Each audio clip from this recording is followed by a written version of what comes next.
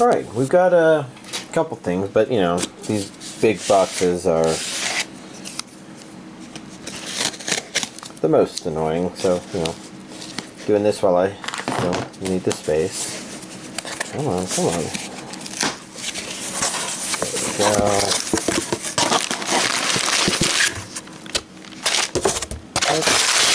That's padding.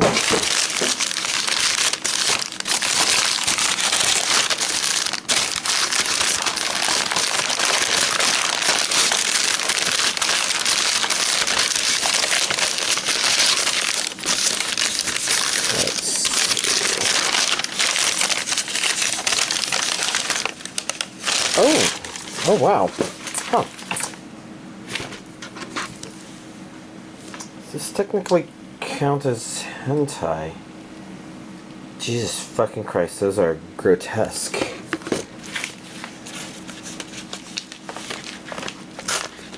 Oh, I don't open these off camera. Huh. Jeez. Now I'm saying things all confused and stuff. Let's see.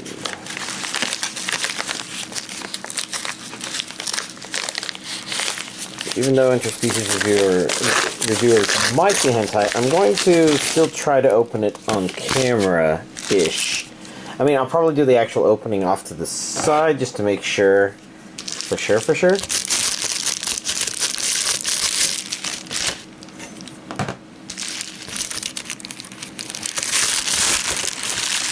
So yeah, let's see. Come on, last one. Let me get out of there. Whatever you are.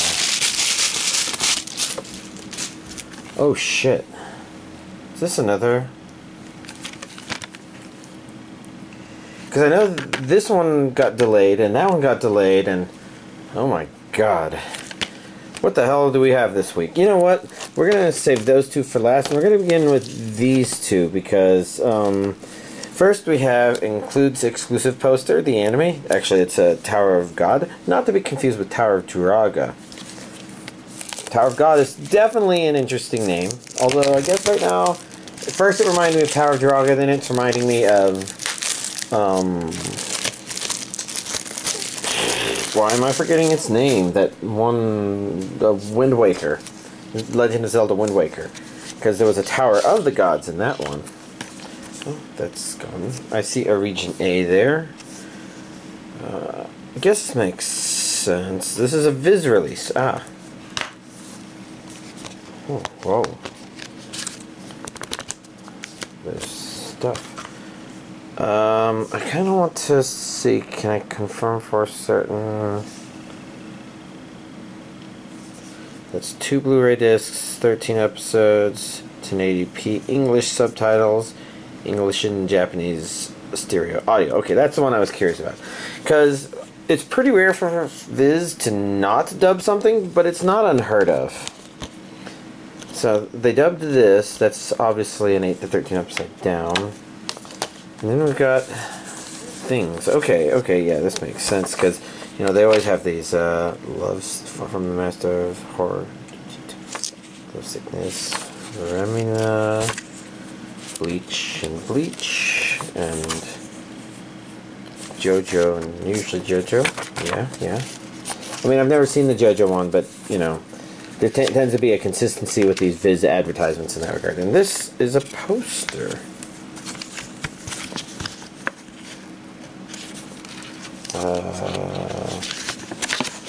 Okay.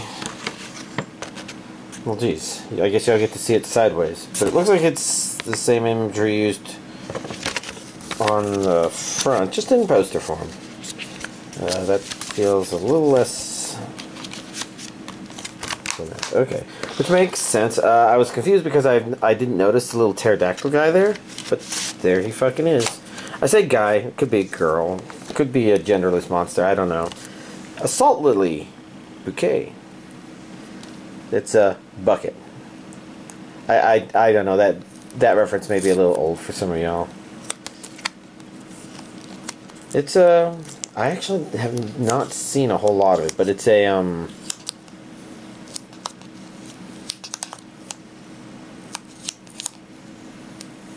You know, as usual, I've got one of my friends, my Twitch streaming friends on, and they're definitely dealing with a hacker. I see a region AB, forged by the storm. They've blossomed for. Then down here, I see English and Japanese. That would be about what I'd expect.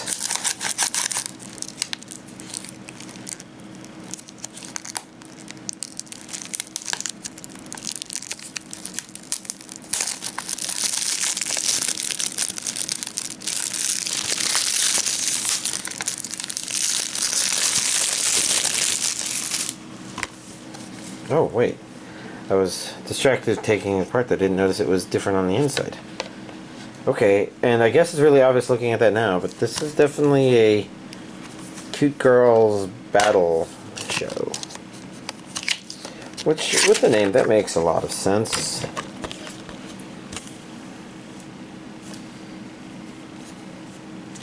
I'm definitely curious. I guess I would consider that to be the weakest imagery, just because for me that makes it look like it really is just cute girls doing cute things. But, you know, a lot of those, they can be very iffy about if they're good or not. Okay, now, and the Philosopher's time. I'm going to actually open this on the side, because I don't remember if this one is entire or not. The packaging is definitely really weird. It's a steelbook, but the plastic, not this plastic, but the slipcover. Okay, yeah, it's got some of this on it. I'm trying to remember if this one was that one or not. Okay, so he's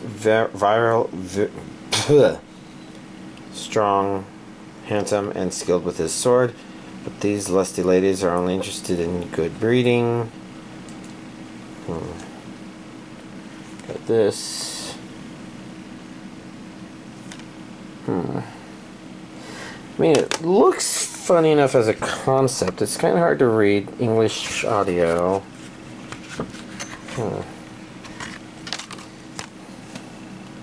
I'm just playing this one carefully because I don't remember if it was this one or something like it that's a little bit on the hentai side, which Interspecies Reviewer, I think, tends to be rated high enough that it would be. Sorry.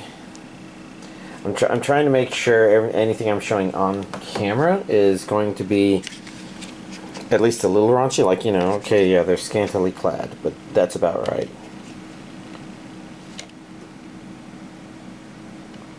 It's only a single disc. Interesting. And I am curious what is underneath this disc, but I'm trying to get it out without breaking anything. Yeah. You know, pretty standard anime fare. Oh, no wonder I had trouble getting this out. This is a booklet. I thought it was like a stack of postcards. But people. So it's possible. This is probably not hentai. I'm going to double check, but I'm pretty sure it doesn't classify. Now this, well, let me open this one off to the side of the camera, because like I said, I think this one's probably okay, even if it's, you know, rated that, but it's still 18 plus. Okay, it looks okay on the inside, so like, you know, you got our cast of characters. I don't know about that person. These two I'm familiar with, and I forget the angel person's name, but yeah, they're kind of well known. Oh look, it's the soundtrack. And I do believe I can probably, Interspecies Reviewers. Over here's where we've got our 2 discs. I don't think there's anything too spectacular waiting underneath the disc, so I'm not going to pop that one, because it just says Interspecies Reviewers there, but, well, there's the legend. And thumbing through this. We're basically, this was the booklet that was attached to the back of this, so I'm guessing this is either a steelbook thing or a limited edition thing. I'll double check what I actually ordered. As you can see, there's some imagery, there's some comics, but it's mostly storyboard sort of stuff. Well, this was a bit of an unexpected thing. I don't know what I was thinking, but here's this week's anime DVD collection update. Okay. I'm trying to remember where I left off last week. I'm not actually going to pick up any Blu-rays from the pile, but that's because this week's a little weird this time. And the good news for y'all is it's weird in terms of I watched a lot of anime. And if y'all do watch me and enjoy hearing me talk about anime, then here I go. So, of course, with my Friday friend, we finished Rising of the Shield Hero. Oh, there was only 2 episodes left, so it wasn't anything extravagant. But it was one of those things where it's just like, yeah, I don't know if I want more of that series or not. I kind of do, but at the same time I also like what was covered, so, you know, I kind of get a little nervous about some shows that don't feel like they can cover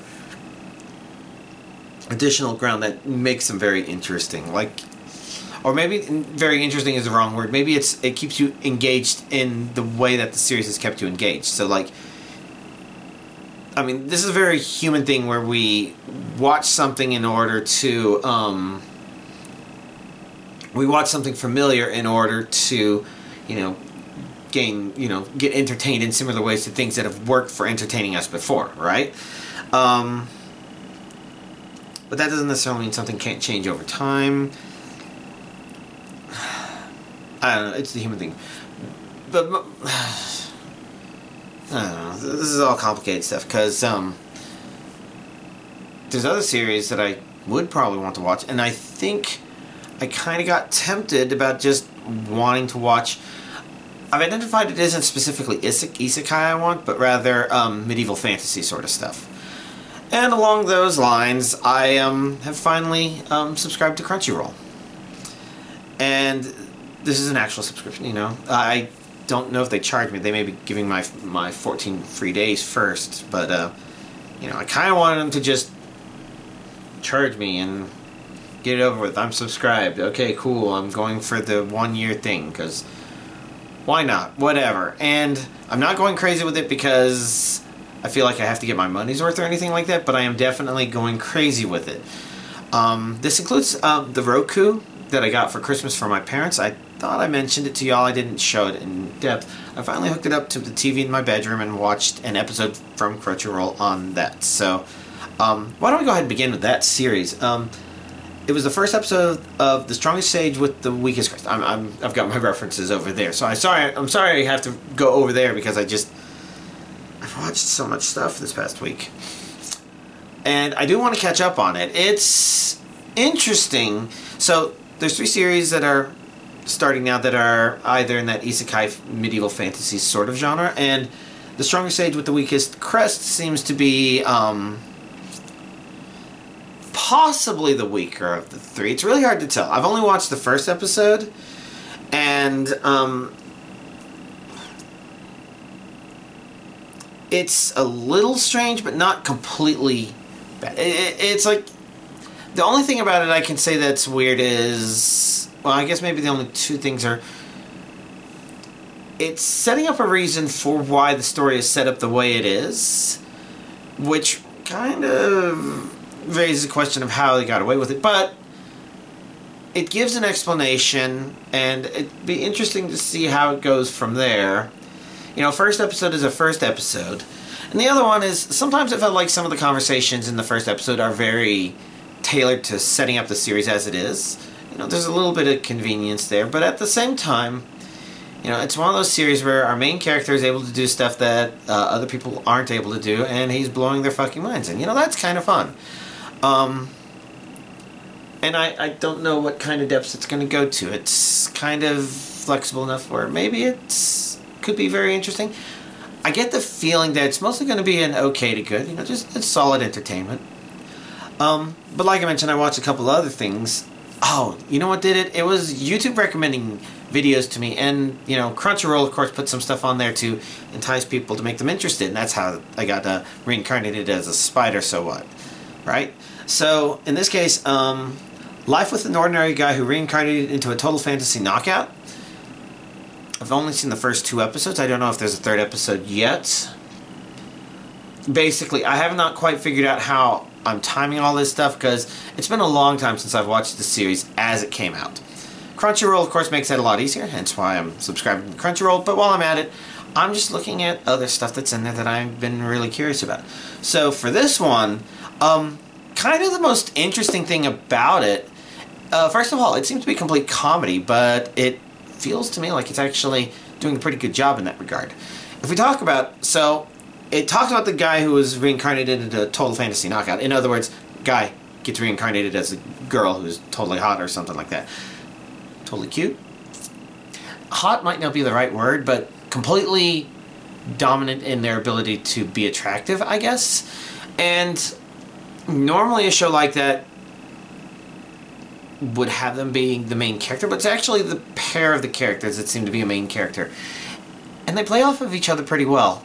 And that's good, because as far as the guy who turned into a girl being a knockout, I wouldn't exactly say that he looks like a knockout, but it works out for the anime just because they're not trying to impress you, the audience, and saying, look how well we can draw this girl. It's more like that's who they are, and the interactions with the environment are, and with each other, are based around that, and it works out pretty well. Now, that's only 2 episodes, of course, and who knows if one of the risks comedy shows tend to have is they can get stuck in the same skit for a long period of time. And if they do, then you know, they tend to lose their funniness. And sometimes the more gut-bustingly funny an anime is, the faster. This one doesn't seem to be doing it gut-bustingly funny. It just seems to be amusing and setting things up. Like, I'm really interested in the 3rd episode, and that's pretty good. It means it did a good job of giving me curious what's happening, you know, in the first couple episodes. I'd say episode 1 ended with me a little bit curious, and episode 2 ended with me very curious. I want to see where it goes from there. Let's see. The other anime I started that's also airing right now is In the Land of Lydale. That one is one of those resurrected in a medieval fantasy video game with your character, but your character is overleveled. It's not like Overlord in that the characters a danger to the world around them, and Overlord as a show really works more because it does a lot of transitioning into this is how the world reacts to having a literal Superman, evil Superman, maybe not evil, I don't know. Overlord's dipping its toes into the evil pool if it's not outright evil, so it's hard to say it's even shades of gray, because it might be shades of dark gray. But it's really about how the world is reacting to it, and it's good because of that stuff. Land of Lydale is not about that, but so far it's been working out mostly because there's something about the nonchalantedness of the main character that works out really well. And at the same time, unlike a lot of other series that haven't worked out as well for me, and I'm going to re-explore those. I haven't. I spent 300 years killing slimes, and now I'm max leveled. Well, I might give watching that a try. It might be a lot easier now that I don't have to wait through commercials and stuff like that. I can just put it on and watch. So I might give that one. I might try to resume that one. Y'all know I didn't enjoy it, but that one was very, oh, you know, she's in one place and while there's these neat relationships being set up, it's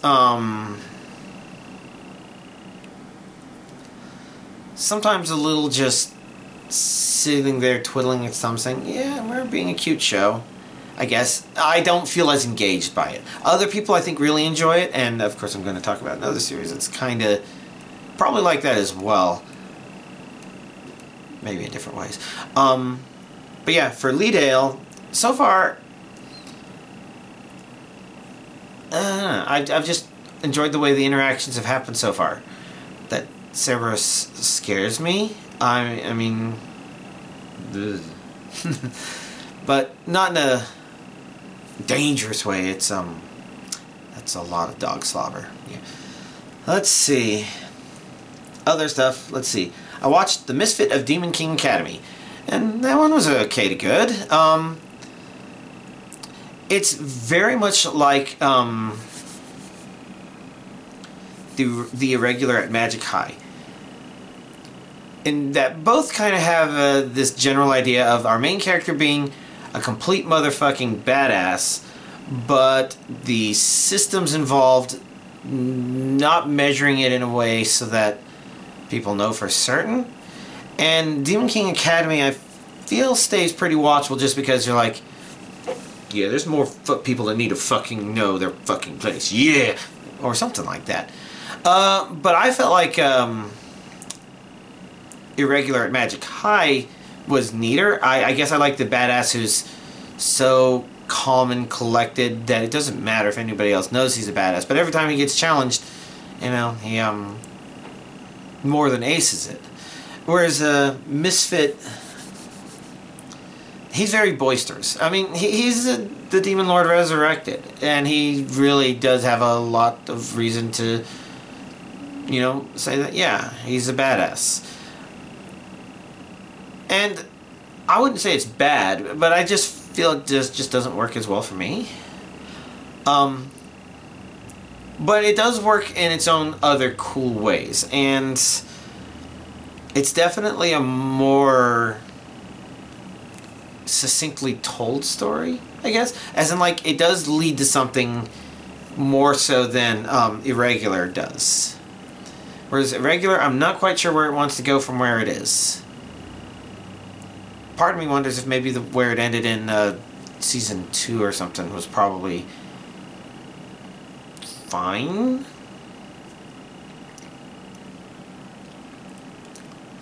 Yeah, I don't know. I guess that's an interesting trade-off.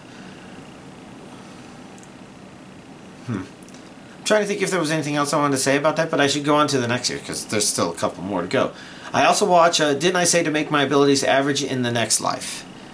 And it's kind of interesting because watching it, so I've not seen High Guardian Spice, but I'm kind of aware of it and kind of aware of its fallings.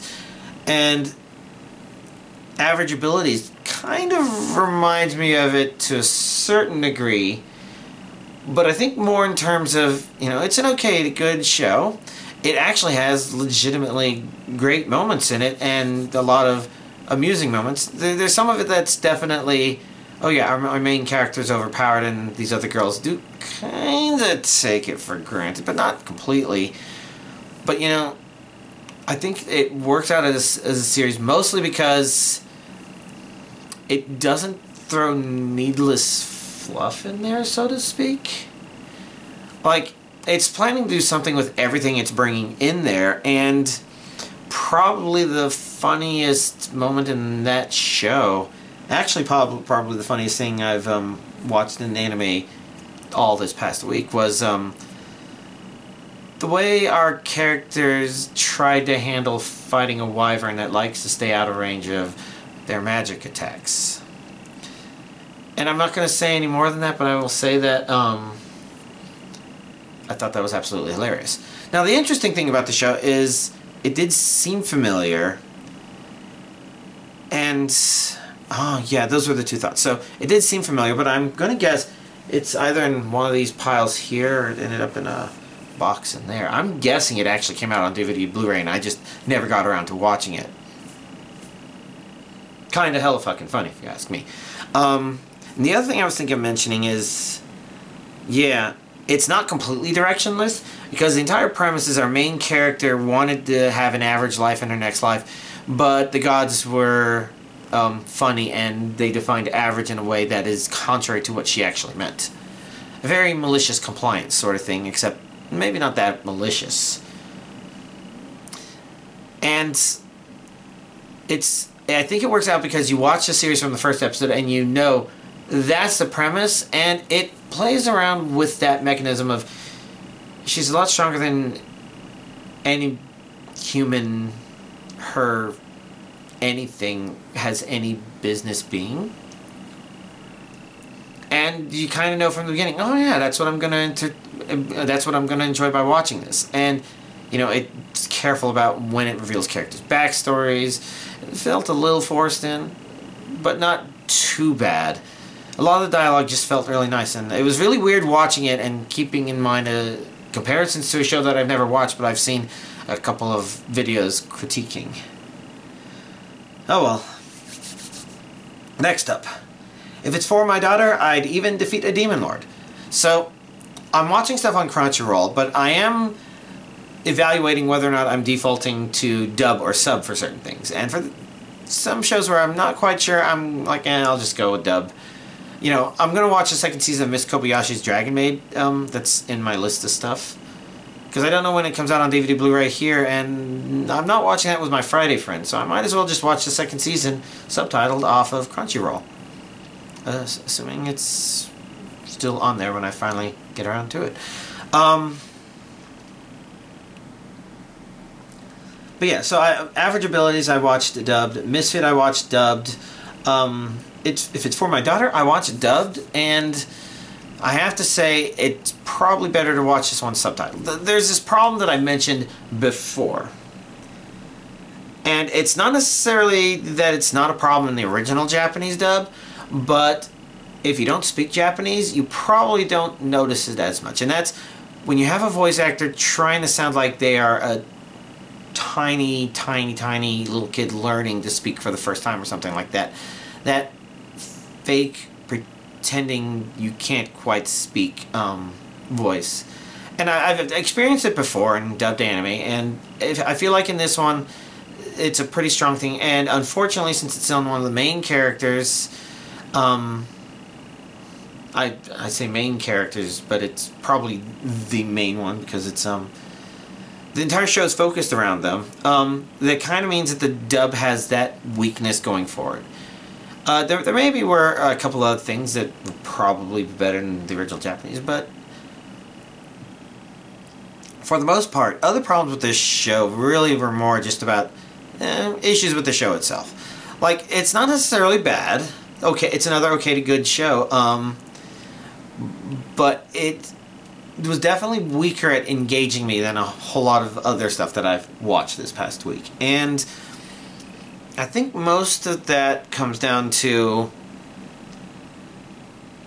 it's about this cute girl and the stuff she goes through, but some of the problems are if it's just about her being cute, then it has this risk of feeling convenient, like it's like, oh, well, now she's going to do X because that just happens to be. And the show didn't exactly do that, but it was really fucking close the whole time. And early on, it works just fine. And the show gives you the impression that it might not be,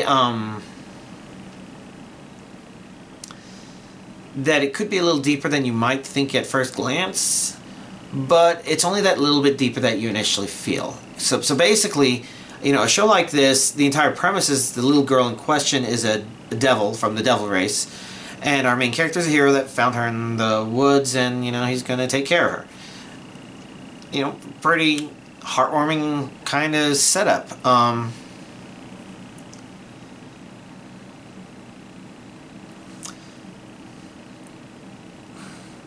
But I guess it kind of raises the question of, okay, if you set that up,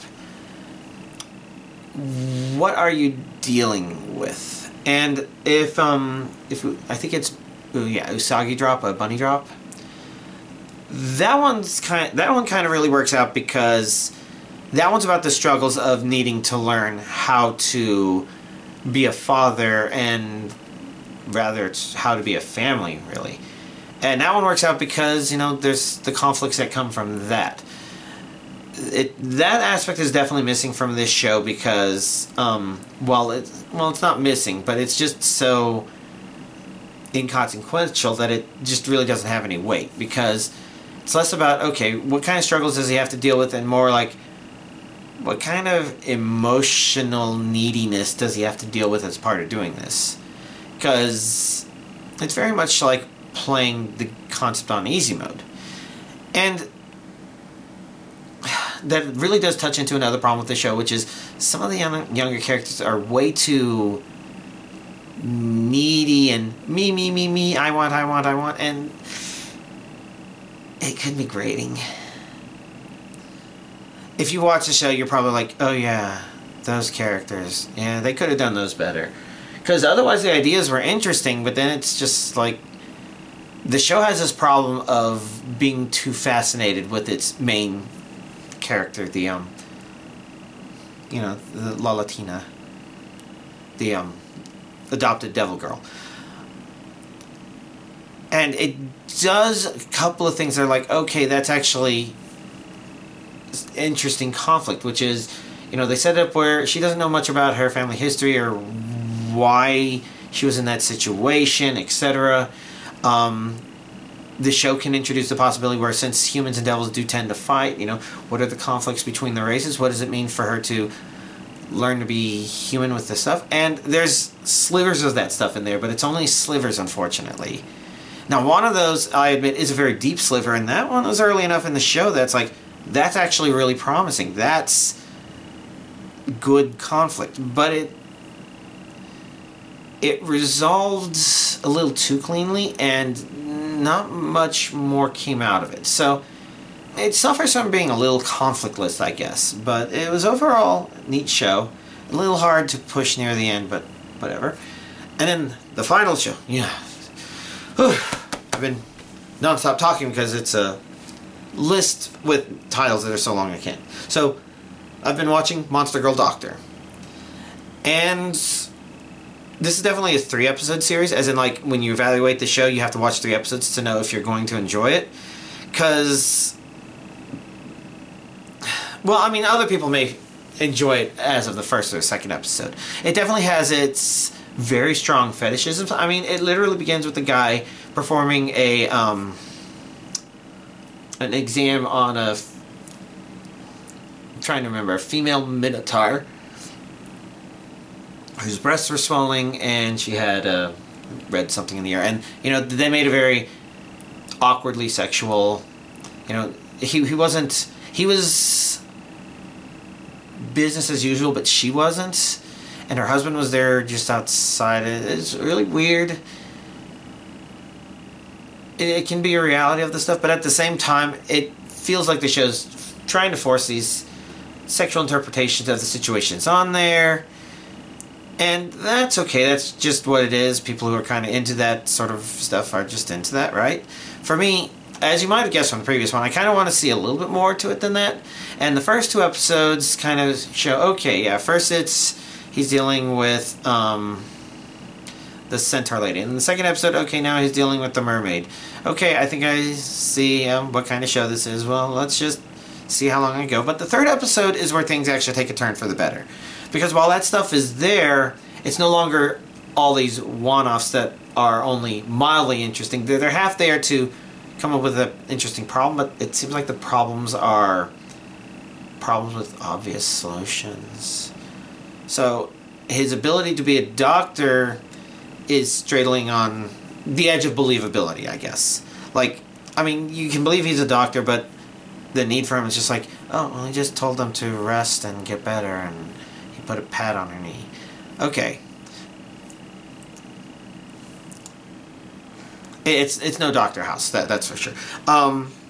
But episode 3 is where, okay, it steps above that to create something that you can actually be interested in, where instead of one-off episodes where it's like, okay, here's Centaur Girl episode, here's the Mermaid episode, while it's introducing specific things that it's approaching per episode, it's also bringing characters back in. So Mermaid and Centaur Girl are both in the 3rd episode. And, it feels better. It feels a little more world-building, more interesting. Now, that said, I could probably easily drop it for something else. And I'm saying that knowing that Interspecies Reviewers there, I'm like, that one seems like a high priority watch. But I don't know how much better it is than Monster Girl Doctor in terms of the way I've been talking about things here. So it's probably not going to interrupt that. I'm going to finish Monster Girl Doctor and catch up on some of the currently airing stuff as I can. but it's I don't know, an interesting thought. I'll keep watching it. I don't feel like Monster Girl Doctor is necessarily heading anywhere other than the standard, oh yeah, it's just a harem of girls being built up. And they'll probably find slightly different fetishes to tackle here and there. But I think it's pretty expected. You know, sometimes you watch these Monster Girl stuff under the hope that, you know, it's like that one with the high school teacher who... Were they high school girls? It can be really hard to tell with some art styles just because if they were middle school girls, that could be... No, that one girl's pretty well endowed, so probably high school girls. But that one's interesting because it takes an interesting direction on the stuff. I mean, for him, his fascination is really great. His professionalism when focusing on that is really great. I agree with the show in terms of some of the worries it has with whether or not he's going a little too far in that regard. But, you know, that show's mostly interesting because of that, his attitude combined with treating these Monster Girl ideas as more... kind of similar to more like disabilities. And as far as I can tell, Monster Girl Doctor doesn't have anything like that. It just has a bunch of really fucking stupid monster people who are like, oh, a mermaid staying out of water too long is a bad thing? Who'da thunk? Anyways, that's everything on that list. Dead by Daylight, nothing worth mentioning other than tomorrow's, and for those of you watching this video today, you know, I'm recording this video the night before I post it, but, you know, the day that it goes live is a DVD a Dead by Daylight mid-chapter release, and there's a bit of mixed things in there. So, like, they're removing Bubba's masks, and I highly question some of the logic some people have bringing into that, but